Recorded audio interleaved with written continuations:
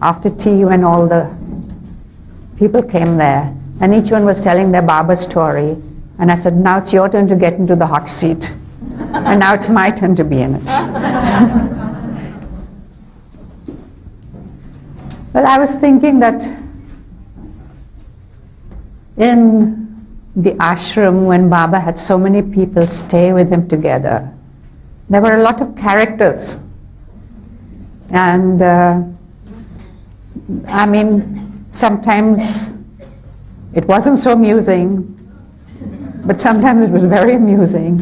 And what Baba taught each one was to live together and to be tolerant of each other. Make the most of the conditions that Baba set, but the conditions also of living together with each other. So just the other day I was thinking of some of the characters that were in the ashram, that I don't think anywhere else you'd have such a mixture of people together.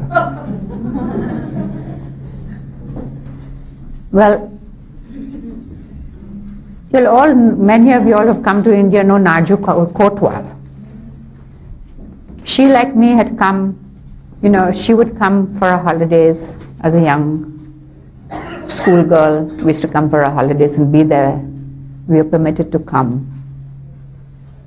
But her father, Savak, who had been Baba's night watchman for many years, and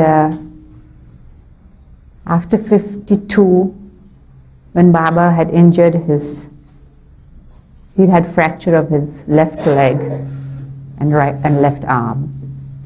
Baba often wanted his feet pressed, a massage, gentle massage done to his feet.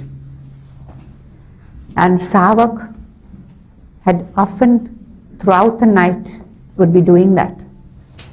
Sometimes his hands would be so numb from doing it that he would want to give them a little rest. Baba was sleeping, to rest his fingers. Immediately Baba would know and start moving his leg and say, why aren't you doing it? Go at it again. But his wife Nargish, when the whole family, he wanted to come to Baba, the whole family Baba permitted to come and stay. And there was this old aunt of Nargish's, who Banubai, who was a character. She had had some problem in her younger days that had made her a little queer, you might say. That I think that she had intended to marry someone and that man married someone else, and it had been a big shock to her. And she had gone through this period when she was more than a little odd.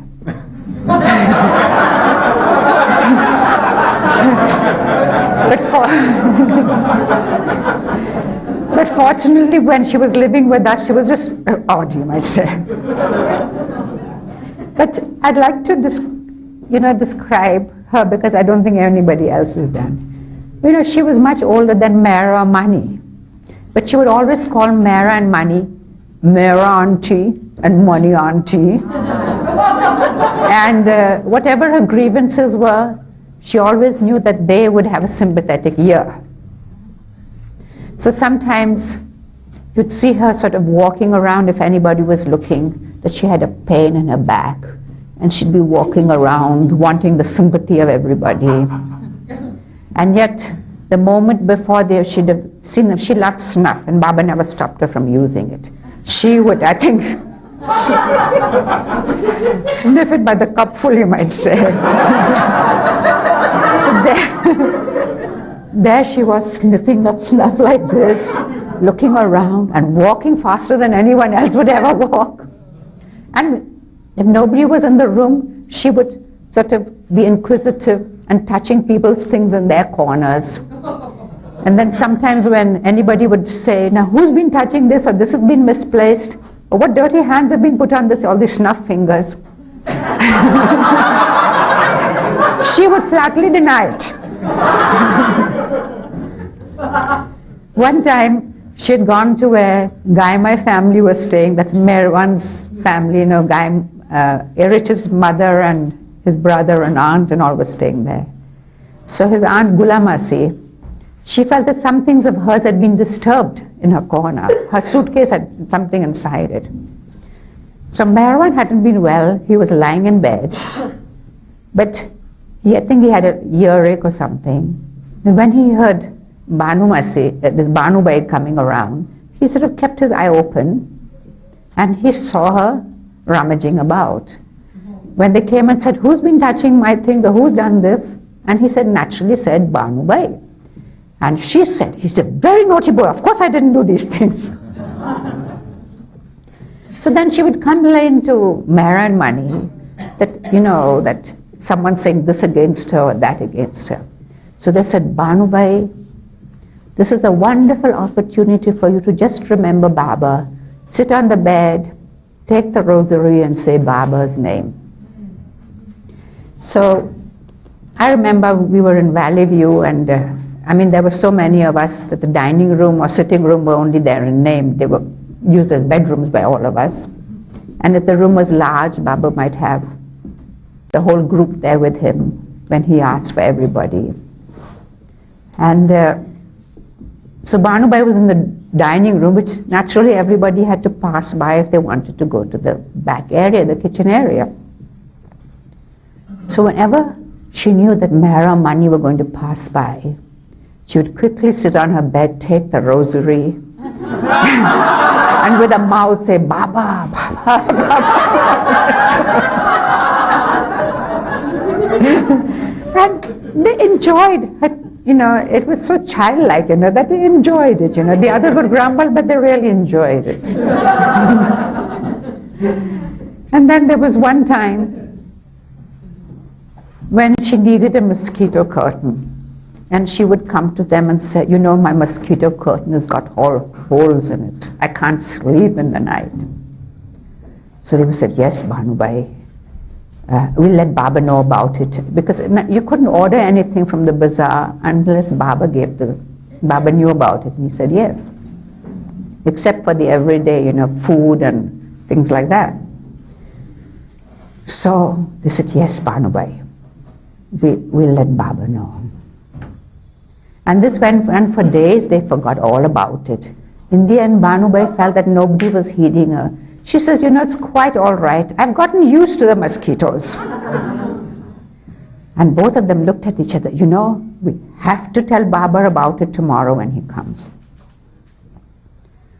So when Baba used to come in the morning, he would come with his face all wrapped up. His quarters may have been upstairs or a little away, on the Mandali side, or a separate room in our bungalow. He usually wanted to be where the women's bungalow was, if it was convenient, and yet an outlet that he was completely private there, that the night watchman can come and go and be with him. So I remember this was in Dehradun when his quarters were upstairs. So he would want to come, nobody should see him. The first thing he would want to do is to come to Mehra's room and greet Mehra. He wanted to see Mehra first, greet her first. So he came. And used to be very early in the morning. Often they weren't even out of bed, but as soon as Baba came, they would be out. And both of them remembered about Banubai. I think they must have been dreaming about it. But the first thing they said, "Baba, Banubai needs a mosquito curtain." So Baba looks at them startled. "What is this happening like this?" And they burst out laughing when they thought about it. And she would say, she had no spiritual aspirations, but she loved Baba and, was very pleased that she was there. And she said, "In Baba's reign, I've been all over India. He's shown me all over India, whereas I spent my whole life in Bombay like that." And she was very grateful. Later, when Nargish wanted to stay separately, she stayed in the family quarters in Lower Meherabad, where Sahavas also stayed there. Her husband stayed there. And the family stayed there. So Banubai naturally went and stayed with her. Until the last, her last days she spent in Meherabad. And she passed away there in Baba's home like that, So there must have been such a strong connection, even if it was indirectly through them. Of course, there are many stories of her, but this is like the gist of it. Now, one of the, Sunamasi, you'll all know Khorshid. Well, her mother, Sunamasi, was very tiny in size. She was shorter than Manzari.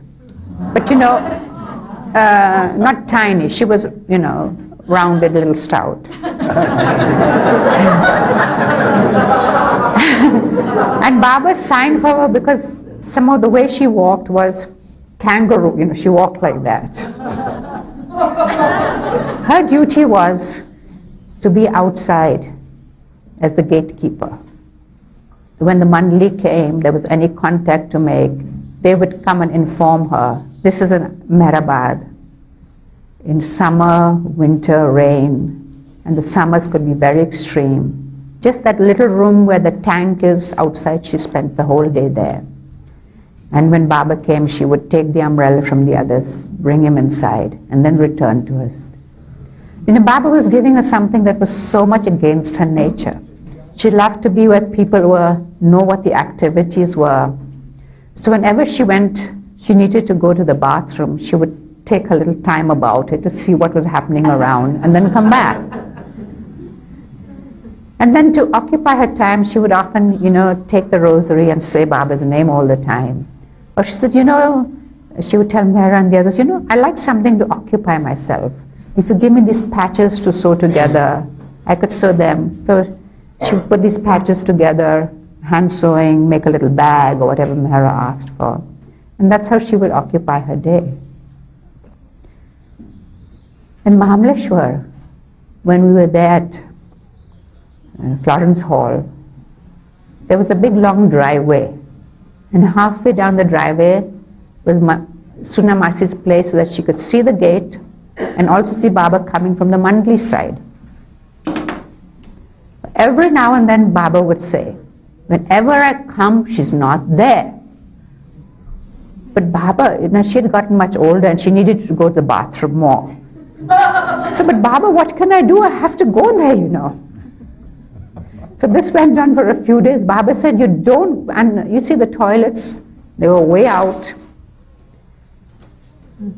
None of this convenience that we have here in the camp like that. In the dark, when we get up in the early morning, we had to take torches and see where you're walking, walk over this narrow path and the big rocks in the way, and you had to watch out for snakes also. So Baba said, no, you don't go there. And he had a temporary toilet set up especially for her behind the tree somewhere over there. So that whenever he came, she should be there. So all these duties Baba asked of each one. And Baba wanted them followed out. And they would try to do it as best they could. And Masi, Baba always liked to tease her. And he knew that she had grown up as a non-vegetarian and she used to love fish, being in Bombay like that. And he would sometimes ask her, Masi, you think of fish, no? Sometimes when you have all this vegetarian diet. Yes, Baba. But then Meher would remember that, years later, after Baba dropped his body. And she would feel that, might be Baba was remembering that he liked fish too, And that's why he would remember to ask her like that. And he would say to Masi, I can't understand how your husband married you. Because he was so tall, slim, gentle, and Masi so tiny. And she would join her hands to Baba. She says, Baba, in my next life, please don't make me tiny like this. It's so embarrassing to ask these little children to go and open this latch for me or take this down for me.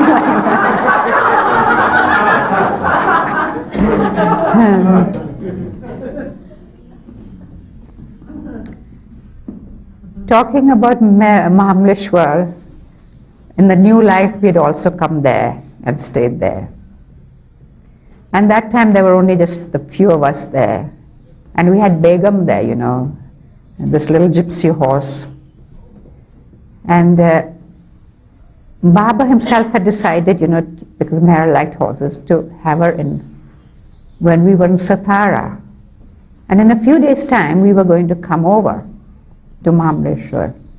So Baidul was given the task of walking her there, a few miles each day, which he did in 3 days' time.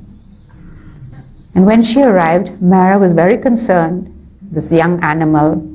She'd be scared to stay in the back area where the stables were.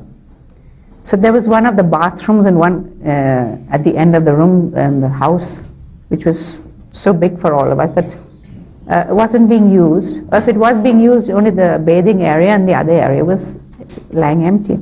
So she said, we'll keep Begum there. So all that grass was laid out. And the moment she was brought in, she was very happy and she accepted it as her place. She loved being there. We used to take her for walks with us in Mahabaleshwar, and she was better than taking a dog out for a walk. But because she never got into dog fights, we didn't have to worry about her. And she would herself keep her eye on all of us. And when we were sort of out of view, because she'd be grazing at a nice green patch here or there, she would come rushing up to see that we were around and then follow us around. We didn't have to keep watch over her. She followed and kept watch on us. And when we went through the forested area, she might be smelling wild animals, and her horse instinct made her feel that there's a little danger around. She would push her way and walk right between us. And if Baba and Meher were there right between both of them, she'd come and walk. So we went for walks, sometimes 2 hours and 3-hour walks, walking all over Mahabaleshwar. And she was very sure-footed. We didn't have to worry about the terrain we walked in, because sometimes it was a steep area and the rocks like that. She was very sure-footed and walked with us well. So in Mahabaleshwar, we were known as the Gorawalas, the ones who went with the horse everywhere. But then when the time came that we were going to go to Hyderabad, Meher said it wasn't practical to take her with us. So she was given there to these people who had horses who hired them out. And that's where we left her.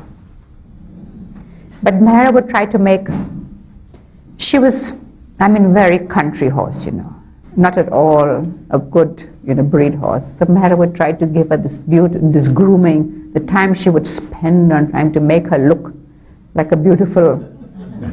And then after all it was done, now just look at her posture after I've done all this, Meher would say, and she would stand like that. At Diwali time, Meher said we'll dress her up, for Diwali. And we even put sort of a decoration on her head, and the way she went flopping around like that. But she was a pet. She was like a pet to us, and she loved coming into the house. So one day she came into Mani's corner, and Mani just loved her being there. And Begum loved to be there. And she was snoozing around. And Meher said, I don't think it's safe, we better take her. No, Mani says, let her be there. Meher says, fine, let her be there. Until she left all her droppings away.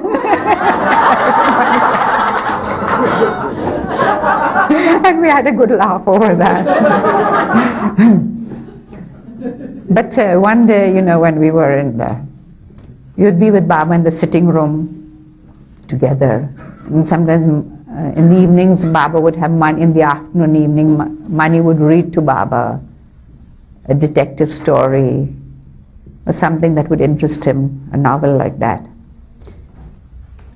We heard these clumping coming up the steps. So she had heard, and she knew we were all in the drawing room. She walked up those front steps and came straight into the drawing room. And those steps were at quite a height, like the ceiling, the wall.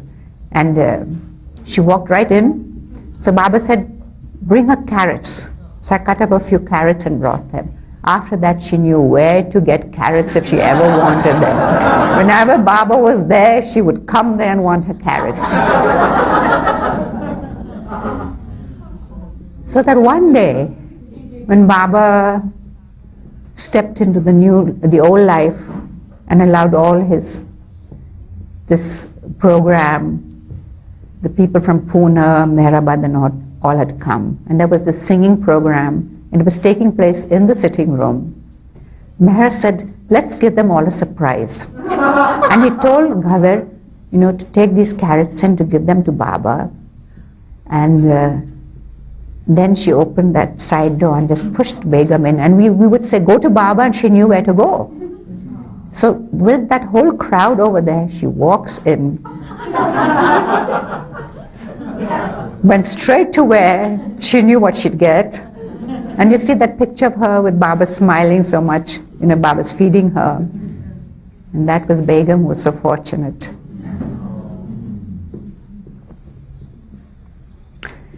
Now in the new life too, we try to help in doing some business or the other and try to make, the funds go further than.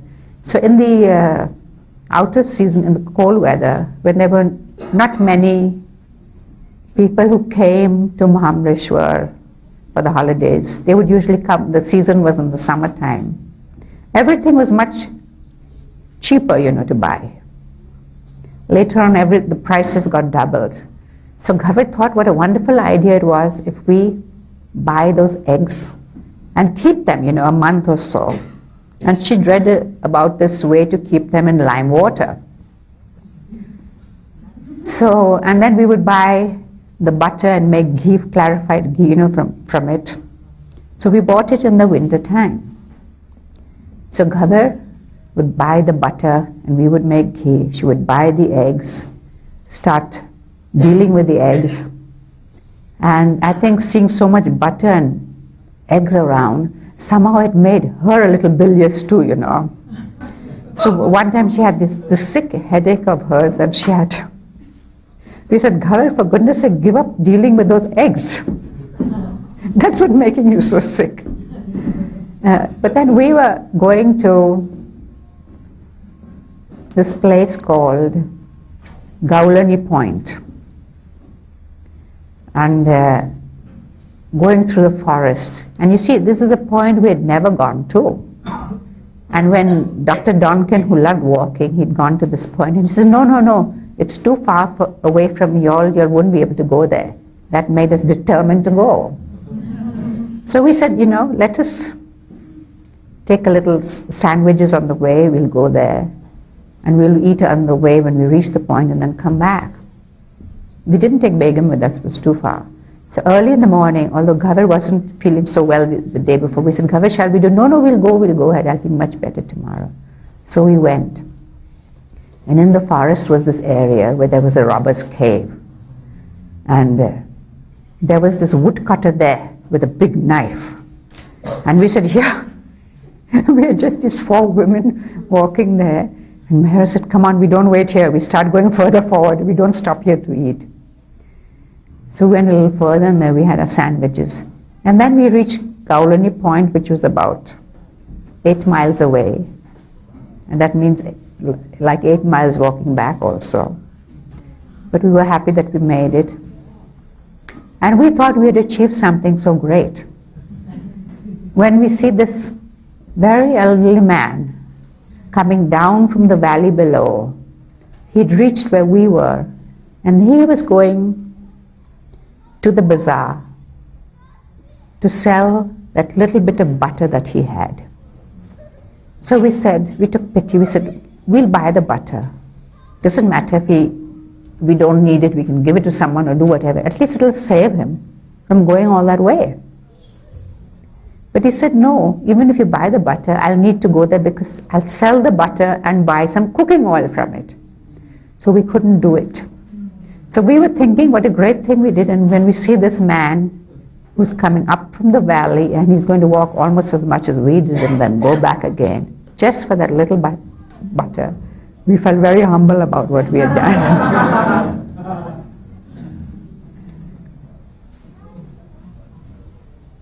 Is that 20 minutes over?